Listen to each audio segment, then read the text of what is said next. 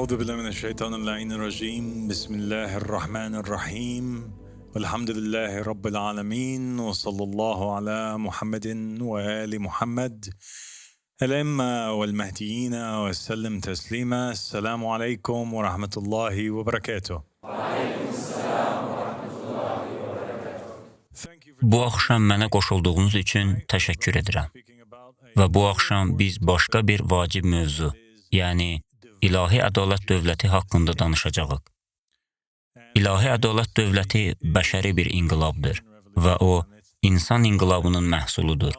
Bizim insani varlıq halımızın əsl transformasiyasıdır. Bugün planetə baxanda görürük ki, planetimizi bizimlə bölüşən çoxlu başqa növlər var. Canavar sürüləri var. Bir cəmiyyət kimi birlikdə hərəkət edir, bir-birlərinin qayğısına qalırlar. Balıqlar var. Birlikdə işləyir və dəstə halında üzürlər. Arılar var. Pətəkdə fəaliyyət göstərir, birlikdə işləyir və əməkdaşlıq edirlər. Və Qurani-Kərimdə buyurulur, yerdə gəzən elə bir heyvan və qanadları ilə uçan elə bir quş yoxdur ki, sizin kimi ümmətlər olmasınlar. Ənam surəsi 38-ci ayə. Şirlər də sürü halında gəzirlər. İstər ət yeyən olsunlar, istər ot yeyən, istər bitki yesinlər, istərsə də ət. Hamısı sürü halında gəzir və bir cəmiyyət kimi bir-birləri ilə əməkdaşlıq edirlər. Və bu da bizim icmamızdır. Bu insan icmasıdır.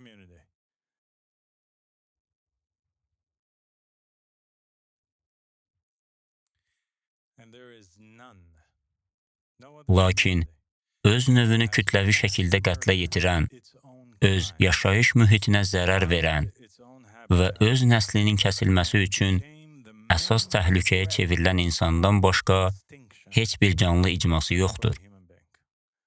Biz öz növü üçün real təhlükə olan yeganə növük. Başqa heç bir növ belə deyil. Buna inana bilirsinizmi? Halal olsun bizə.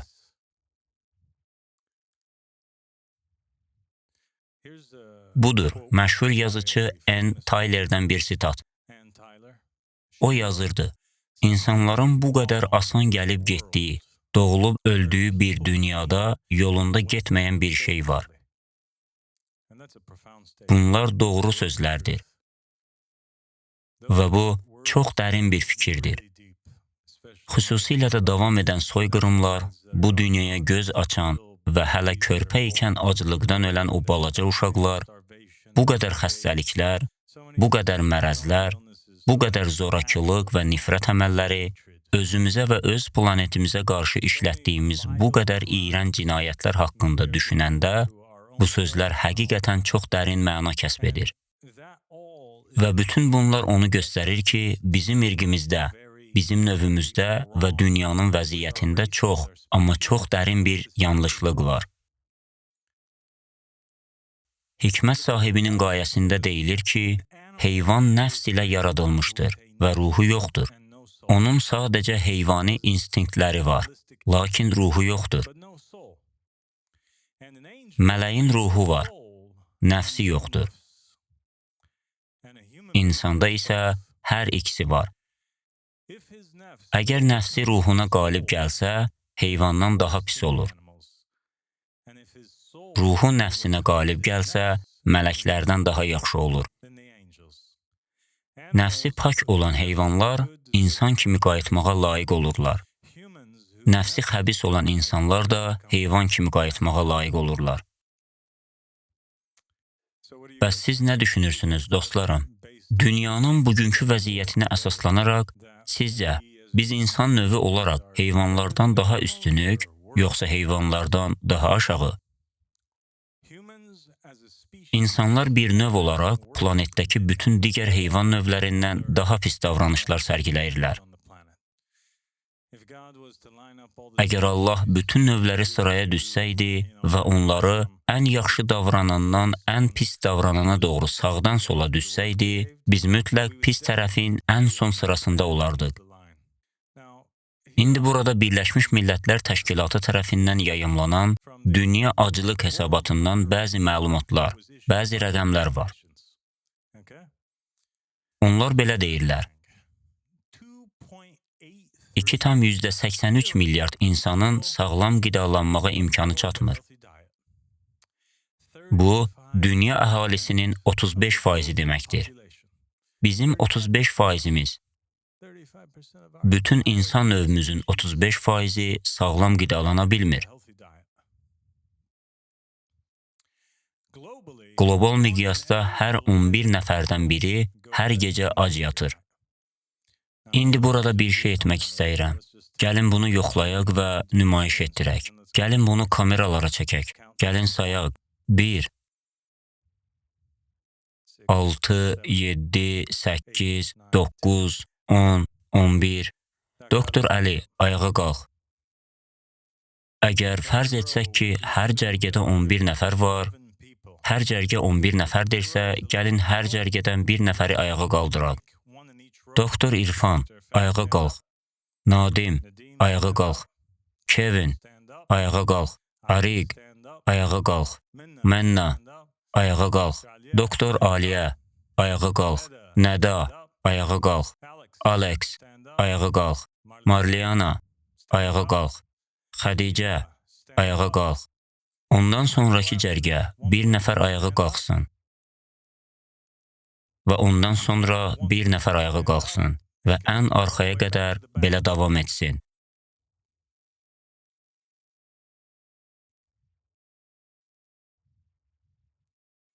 İndi hamı otaqda neçə nəfərin ayaq üstə olduğuna baxsın.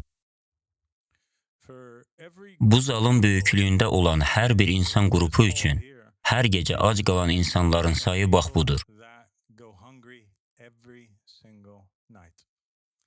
Əyləşin. Aclıq böhranı ilə üzləşən insanların 85%-i münaqişələrin təsirinə məruz qalan ölkələrdə, yəni müharibə zonalarında yaşayır. Qəzza kimi yerlərdə, Ukrayna, Rusiya kimi yerlərdə. 5 yaşından kiçik uşaqlar arasında baş verən bütün ölümlərin təxminən yarısı aclıqla əlaqəlidir. Yəni hər il ölən bütün uşaqlar. Aydındırmı? Hər il ölən bütün uşaqların yarısı sadəcə ac olduqları üçün ölürlər. Hər gün 1000 uşaq çirkli su və qeyri-gigiyenik yaşayış şəraitinin səbəb olduğu xəstəliklərdən ölür. Bütün dünyada 148 milyon uşaq yeməkdən, zəruri sağlamlıq və qidalanma xidmətlərindən məhrumdur. Bugün yaşadığımız dünya budur. Təsəvvür edin, dünyanın vəziyyəti budur. Yaxşı, indi bura baxın, buna baxın. Birləşmiş Millətlər Təşkilatının o dəbdəbəli qərargahına, bütün bu bərbəzəkli, cərgə ilə düzülmüş bu dəbdəbəli bayraqlara baxın. Hə, Birləşmiş Millətlər Təşkilatının üzvü olan bütün bu ölkələr buna çarə tapa bilmirlər. Dünyadakı bütün bu hökumətlər əməkdaşlıq edib bir təşkilata qoşulublar. Amma bu fəlakətə necə son qoyacaqlarını tapa bilmirlər. Yaxşı, bugün dünyaya nəzər salanda və nə baş verdiyini anlamağa çalışanda görürük ki, dünyanın böyük hissəsi bu 3 əsas iqtisadi sistemdən biri ilə fəaliyyət göstərir. Elə deyilmi? Çünki dünyadakı aclıq və səfalət beynəlxalq valyuta sistemi və ya dünyanın iqtisadiyyatı ilə əlaqəlidir. Kapitalizm var, sosializm var və kommunizm var. Kapitalizm elə bir iqtisadi sistemdir ki, burada mülkiyyətə fərdlər və özəl bizneslər sahiblənir və nəzarət edirlər. Yəni, kapitalist bir ölkədə bizneslər və fərdlər satın ala bilərlər. Onlar torpaq ala bilərlər. Əmlaka, sənaye sahələrinə, resurslara, göllərə və hər nəyə istəsələr sahib ola bilərlər. Və istehsal azad bazarlarda mənfəət güdmək motivi ilə idarə olunur. Sosializm isə başqadır. O, fərqli bir iqtisadi sistemdir. Burada əsas sənaye sahələri və resurslar bərabərsizliyi azaltmaq və bütün vətəndaşların təməl ehtiyaclarını təmin etmək məqsədi ilə dövlət və ya cəmiyyət tərəfindən kollektiv şəkildə idarə olunur. və ya onlara məxsus olur. Beləliklə, bu qrupdakı insanlar oradakı insanlarla biraz fikir ayrılığına düşdülər. Onlar öz-özlərinə düşündülər ki, bəli, ev sahibi olmaq yaxşıdır, torpaq sahibi olmaq yaxşıdır. Bilirsiniz, bizə bir qədər özəl mülkiyyət lazımdır. Lakin elə şeylər var ki, biz onlara fərdi şəkildə sahib ola bilmərik. Biz bununla razılaşmırıq. Biz hesab edirik ki, bu şeylər dövlətə və ya cəmiyyətə məxsus olmalıdır.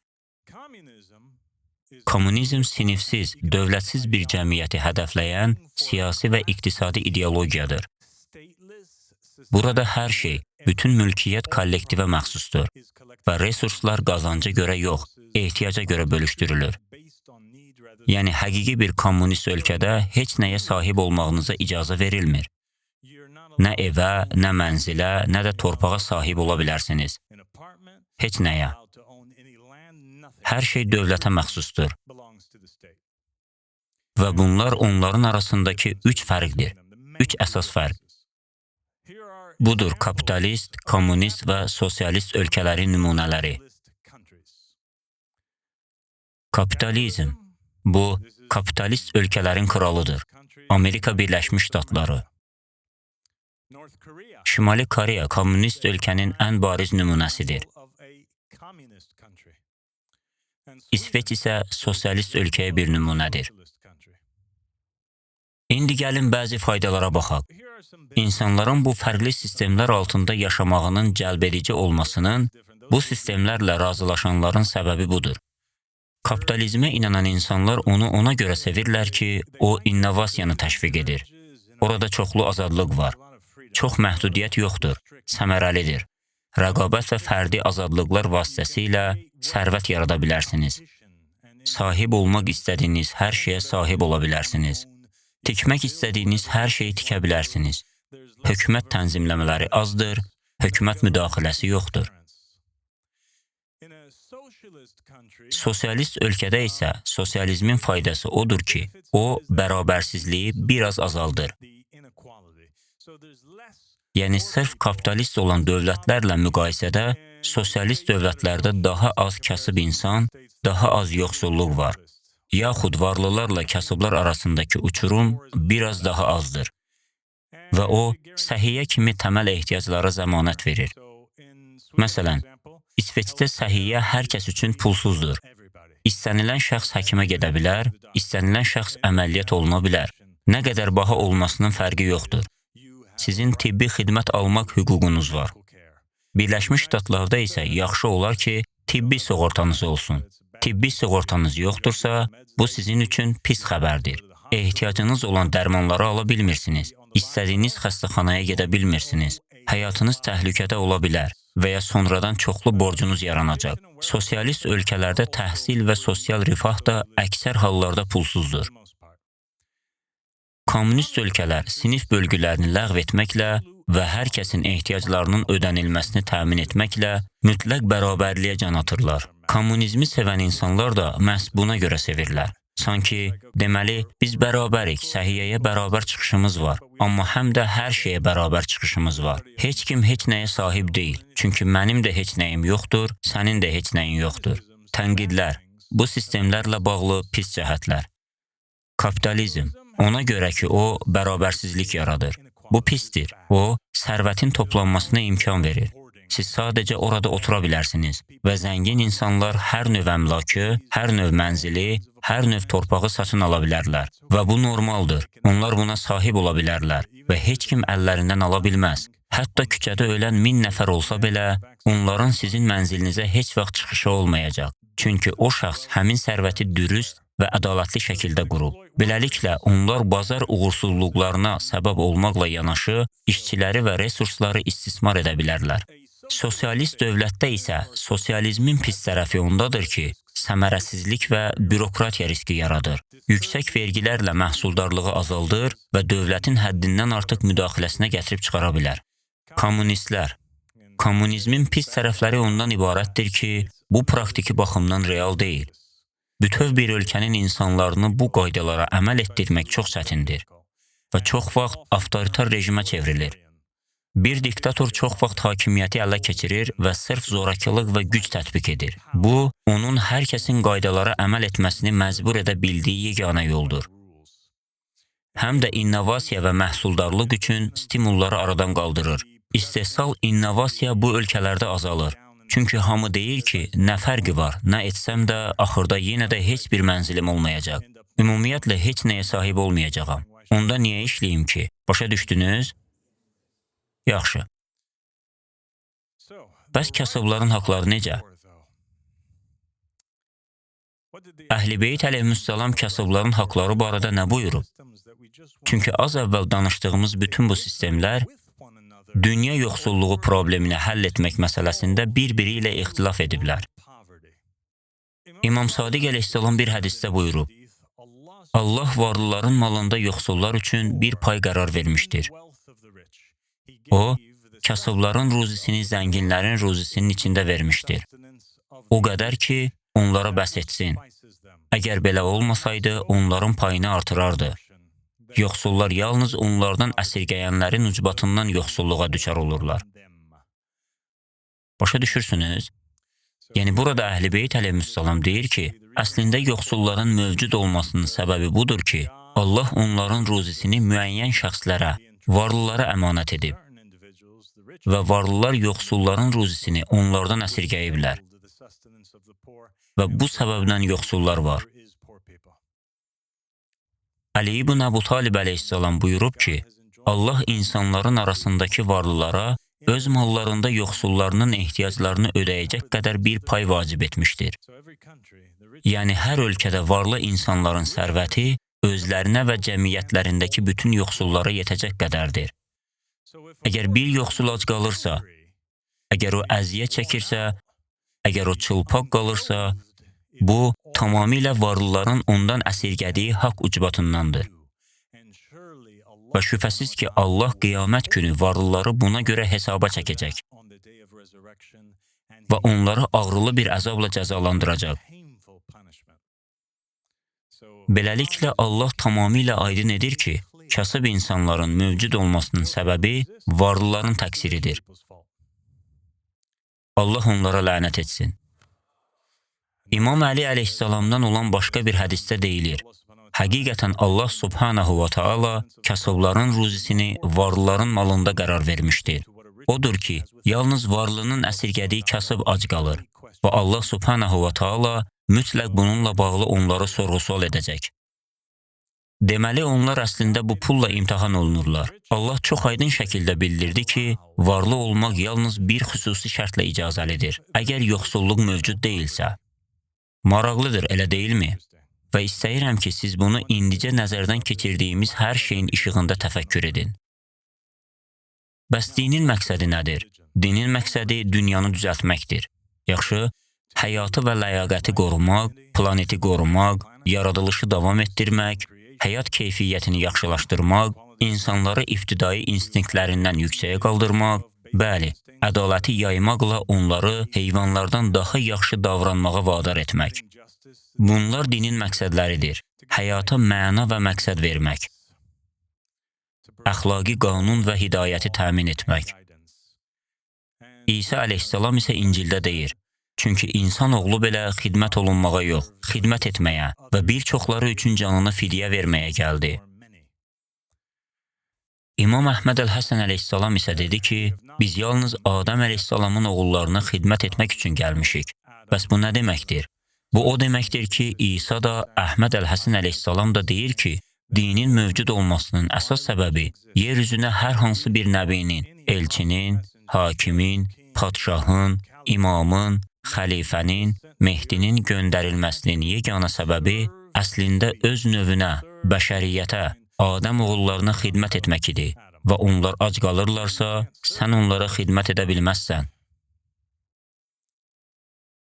Yaxşı, gəlin indi təsəvvür edək ki, kapitalizm, sosializm və kommunizmlə yanaşı başqa bir şey də var. Gəlin təsəvvür edək ki, Əhmədizm adında bir şey var. Yaxşı?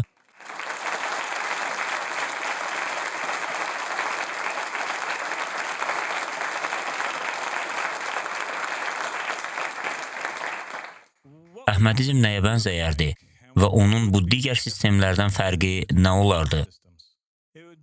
Bu, kapitalizm, kommunizm və sosializmin hamısının uğursuz olduğu şeyi, bütün bəşəriyyət arasında ədaləti, sülhü və rifahı bərqərar etməyi hədəfləyən yeni bir monetar iqtisadi sistem olardı. Əhmədizmdə mülk nəticə etibarı ilə Allaha məxsusdur. Fəlsəfəmiz budur. Baxın, bu digər sistemlərin hər biri bir fəlsəfə ilə başlayıb. Bu da bizim fəlsəfəmizdir. Mülk onu fərdlərə bir məsuliyyət və imtahan olaraq əmanət edən Allaha məxsusdur. Bol sərvət verilən şəxslər hər kəsin ehtiyacları qarşılanana qədər ondan bölüşməyə borcludurlar. Çünki varlıların malında kasıbların qanuni haqqı vardır. Yoxsulluq yalnız varlılar Allahın əmr etdiyini vermədikdə yaranır və onlar bu ədalətsizliyə görə onun huzurunda cavab verəcəklər.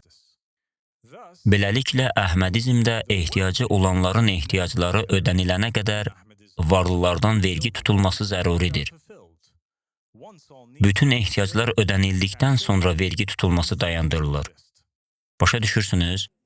Deməli, Muhammed və Ali Muhammedin hədislərinə əsaslanaraq, onların Allahın kəlamı olan sözlərinə əsaslanaraq, varlı insanlar və kasıb insanlar varsa, varlı insanlardan almalısınız. Bu bir öhdəlikdir. Siz həqiqətən bunu etməlisiniz. Vergi tutmalısınız. Kasıb insanlar qalmayana qədər varlılardan almalısınız. Kasıb insanlar qalmayanda onlardan vergi almağa ehtiyac qalmır. İndi hər kəs istədiyi qədər varlı ola bilər. Məntiqi tutdunuz?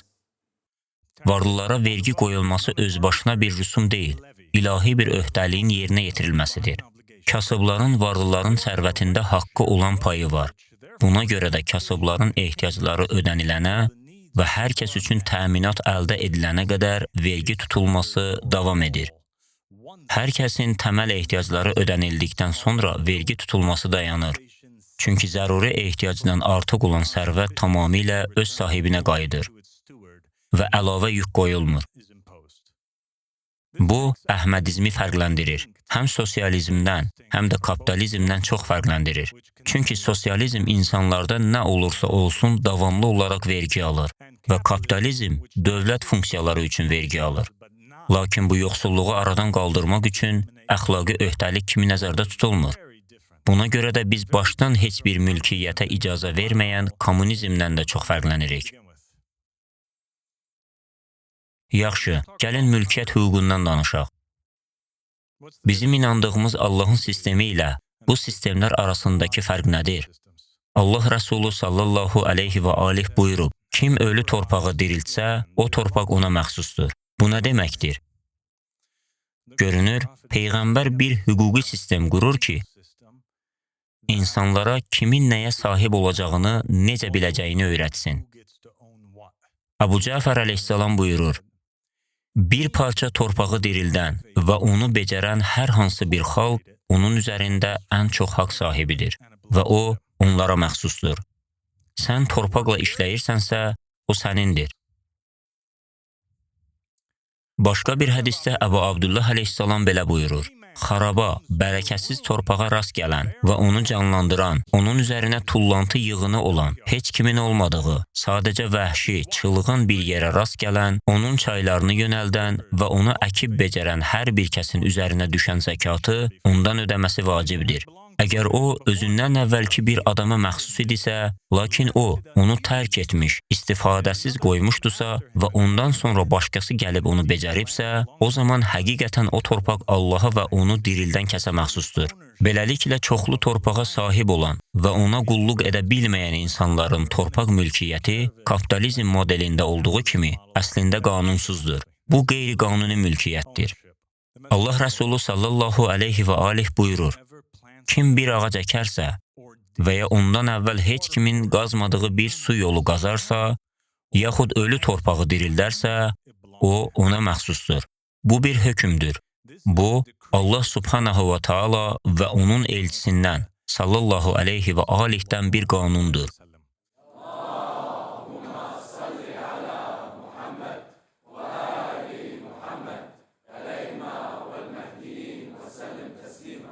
Əbu Cəfər əleyhissalam buyurur, Əli əleyhissalamın kitabında tapdıq ki, o yazırdı: Həqiqətən yer Allaha məxsusdur.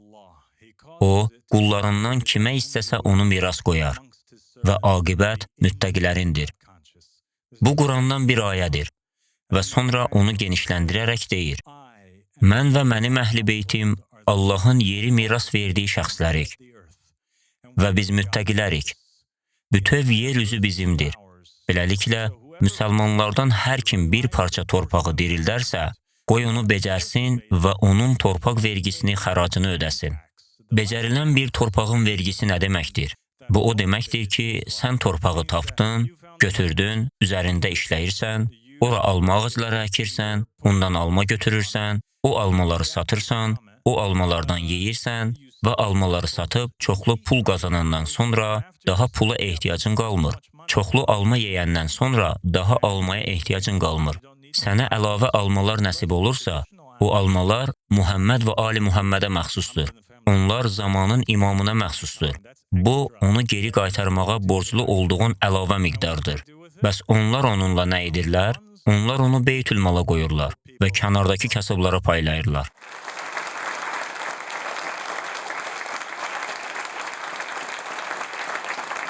Beləliklə, müsəlmanlardan hər kim bir torpaq parçasını dirildərsə, qoy onu becərsin və onun torpaq vergisini mənim əhl-i beytimdən olan imama ödəsin və onun ondan faydalanmaq haqqı var. Lakin o, torpağı tərk edərsə və ya xaraba qoyarsa və ondan sonra başqa bir müsəlman gəlib onu dirildərsə və becərərsə, o zaman bu yeni gələn kəs o torpaq üzərində onu tərk edəndən daha çox haqqa sahibdir. O, onun torpaq vergisini mənim əhl-i beytimdən olan imama ödəyəcək və mənim əhl-i beytimdən olan qaim qılıncla qiyam edənə qədər ondan faydalanmaq hüququna malik olacaq. Sonra qaim onu geri alacaq, başqalarına oranı qadağan edəcək və onları oradan qovacaq. Necə ki, Allah Rəsulü sallallahu aleyhi və aleyh onu geri almış və onu əlində saxlamışdı. Şiələrimizin əlində olanlar istisna olmaqla, onlar üçün sahib olduqları yerlər üzərində məskunlaşma icazəsi verəcək və torpağı onların əlində saxlayacaq. Bu vacib bir rəvayətdir. Çünki qaimdən bəhs edir. Biz qaim və 7-ci əhd zamanındayıq və bu qanunun möminlər arasında hələ də qüvvədə olacağını göstərir. Danışdığımız bu konsepsiya, bu gecə danışdığımız şeyin, qaim və mehdilərin iqtisadi fəlsəfəsinin bir hissəsi olaraq Əhl-i Beyt imamları tərəfindən əvvəlcədən bildirildiyinin sübutudur. Əbu Cəfər əleyhissalam Allahın Qurandakı bu ayəsi haqqında belə buyurub: Bilin ki, Allah torpağı öldükdən sonra dirildir. Hədis surəsi 17-ci ayə. O buyurdu: Allah onu ölümdən sonra qaim vasitəsilə dirildəcək. Onun ölümü, torpaq necə ölür? Onun ölümü əhalisinin küfr etməsi deməkdir və kafir ölü kimidir. Bu ayənin mənası da budur. Bu o gün olacaq ki, yer başqa bir yerlə əvəz olunacaq. Çünki köhnə yer öldü, çünki üzərindəki hər kəs unutdu, Allahı inkar etdi. Və beləliklə o ölü bir yer oldu və imam, qaim, mehdi onu dirildir. İsa ibn Məryəm onu dirildir və o yeni, canlı bir yerə çevrilir. Çünki yerin sakinləri yenidən iman gətirirlər. Mömin diridir, kafir isə ölüdür. İsa əleyhissalamın sözlərinin mənası da budur. O vaxt ki, biri onun ardınca getmək istədi, amma sonra ona dedi: İsa, atam öldü, icazə ver gedim atamı dəfn edim və gəlib sənə qoşularam. Və İsa ona dedi: Qoy ölülər öz ölülərini dəfn etsinlər. Yəni, qoy o iman gətirməyənləri elə iman gətirməyənlər dəfn etsin. Sən imanla dirisən. Və bu həm də Quran-ı Kərimdəki sözlərin gerçəkləşməsidir. Bismillahirrahmanirrahim. Və nuridu an namunna alellezina istud'ifu fil ard və nec'aluhum ə'immə və nec'aluhum el-varithin. Biz istədik ki, o yerdə zəif salınmışlara mərhəmət göstərək, onları imamlar və varislər təyin edək. Qəsəs surəsi 5-ci ayə. Möminlər arasında ədalətin təkamülü. Bax, bu çox vacibdir.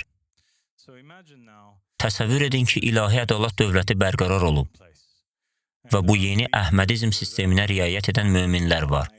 Bunu təsəvvür edin. Təsəvvür edin ki, onlar buna riayət edirlər. Onlar torpağa sahibdirlər. Bəli, amma bu müvəqqəti mülkiyyətdir. Çünki mülkiyyət əslində yalnız dirilər üçündür. Və heç vaxt ölməyən yeganə varlıq yalnız Allahdır.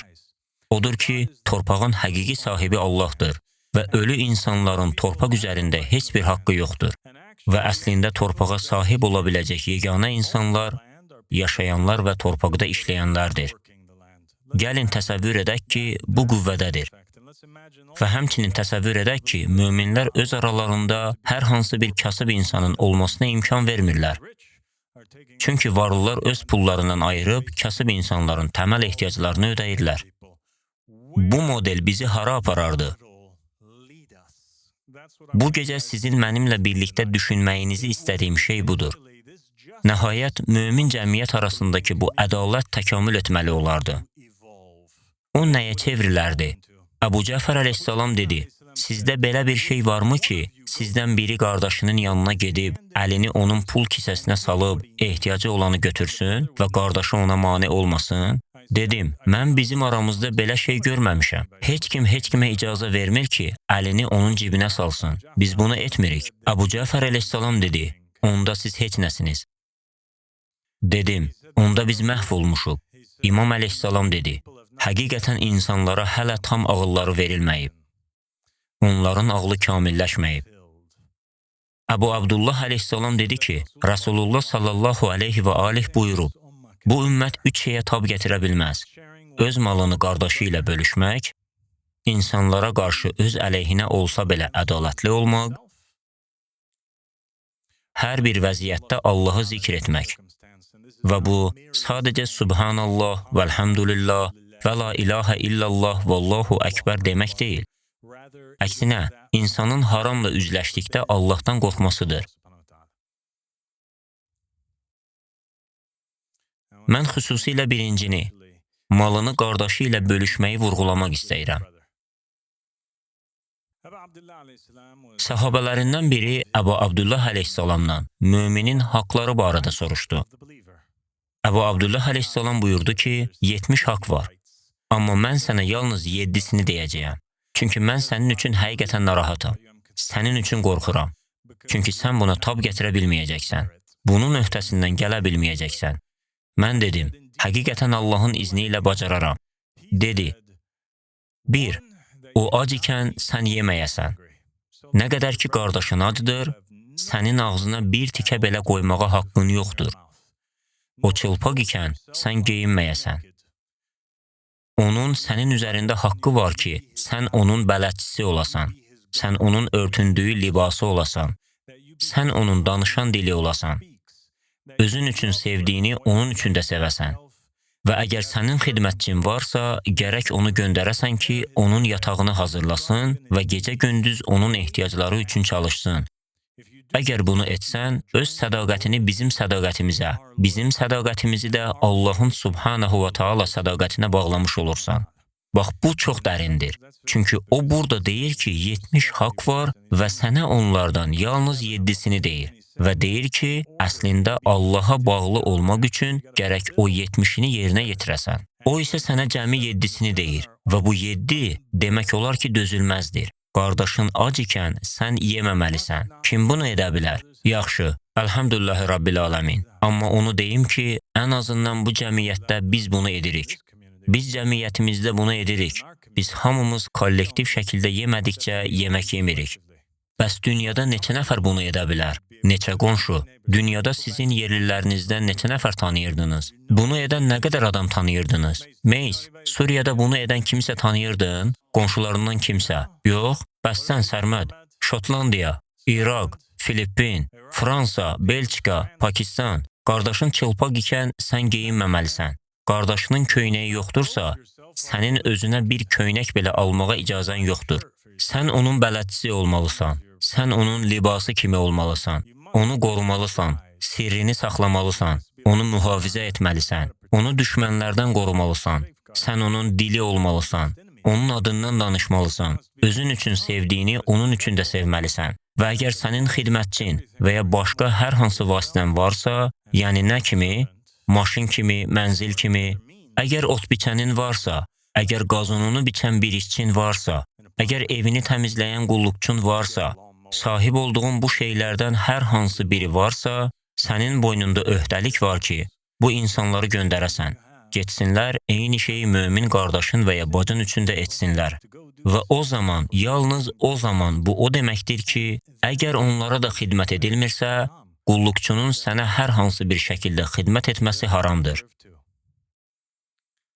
Əbu Abdullah əleyhissalam buyurub, müsəlmanın başqa bir müsəlman üzərindəki haqqı odur ki, qardaşı ac ikən o tox olmamalı, qardaşı susuz ikən o doyunca su içməməli, qardaşı çılpaq ikən o geyinməməlidir.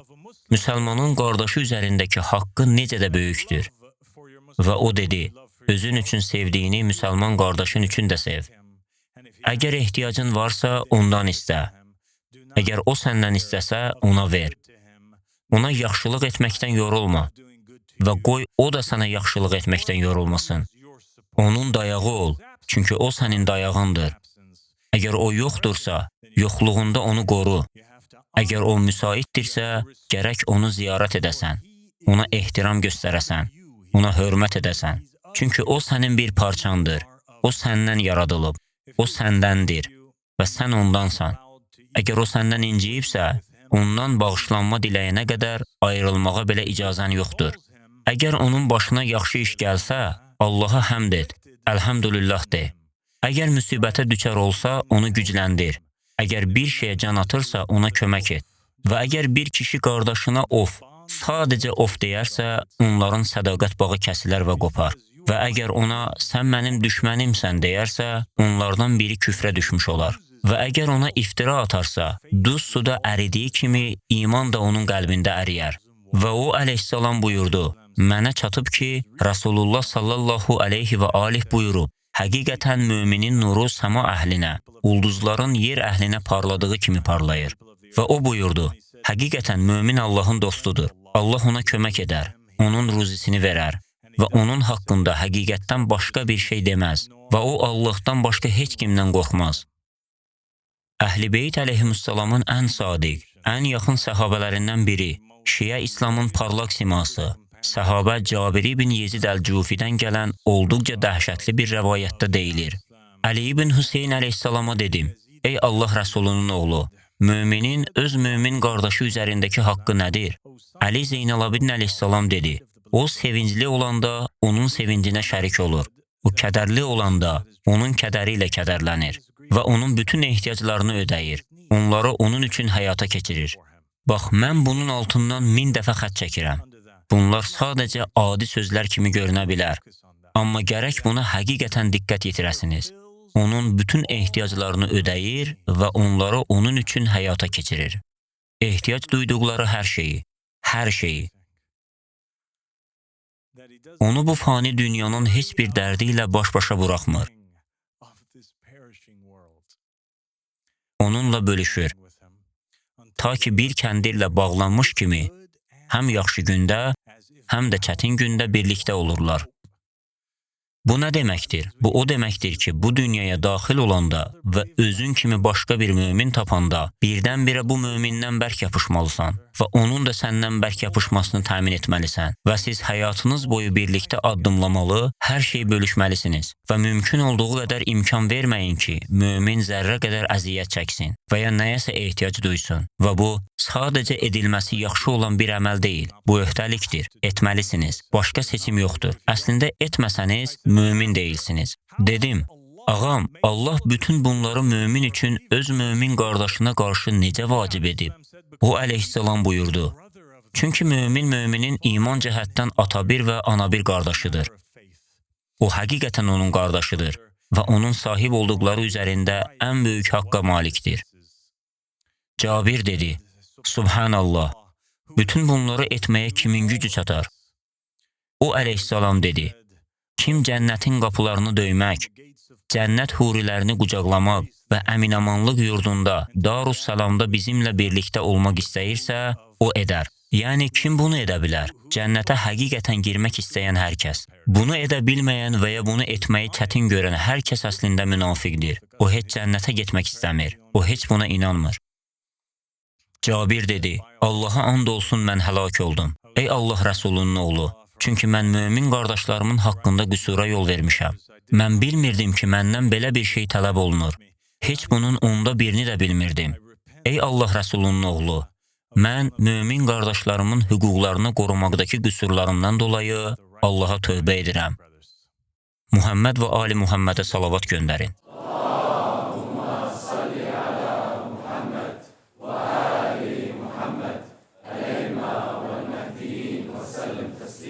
Deməli, belə bir dövlətdə ki, orada hamı mömindir və hamı bir-birinin haqqını ödəyir. Hətta mömin olmasalar belə, möminlər digər mömin olmayanları insanlıqda öz qardaş və bacıları kimi görür və onlarla eyni cür rəftar edirlər.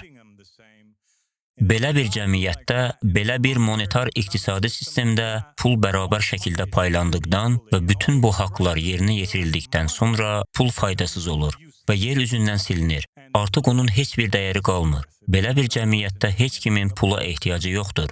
Bir cəmiyyət ki, orada əlini qardaşının cibinə sala bilərsən. Orada qardaşların və bacıların hər bir ehtiyacı kimin ödəyəcəyi üstündə bir-biri ilə yarışır. Orada onlar səhərdən axşama qədər sənin nəyə ehtiyacın olduğu barədə narahat olur və ehtiyaclarını qarşılamağa çalışırlar. Belə bir cəmiyyətdə pula ehtiyac yoxdur. O həqiqətən nağdsız bir cəmiyyətə çevrilir. Və yeni valyuta başqalarının ehtiyaclarını ödəməkdən gələn məmnunluq və şərəf olur.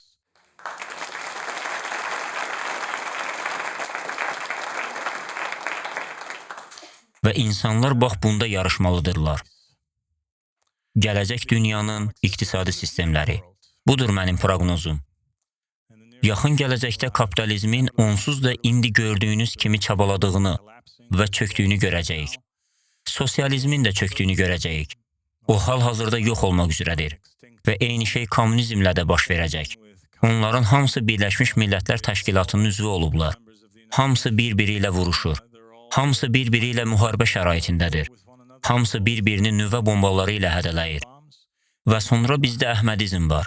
Əhmədi iqtisadi sistemi elə bir iqtisadi modeldir ki, burada fərdlər mülkiyyətə və resurslara yalnız o halda sahib ola bilərlər ki, onlardan fəal şəkildə istifadə etsinlər və ya onları inkişaf etdirsinlər.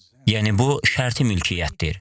Eyni zamanda zəruri mallar və xidmətlər pulsuzdur və hamı üçün əlçatandır. Vergi qoyma yalnız yoxsulluq mövcud olduğu müddətcə məcburidir və hər kəsin ehtiyacları ödənildikdən sonra dayanır. Mənfəət və ya sərvət əvəzinə sosial valyuta insanın torpağa, işə və cəmiyyətə qarşı vəzifəsini yerinə yetirməsindən qaynaqlanan qürur, şərəf və məmnunluqla ölçülür.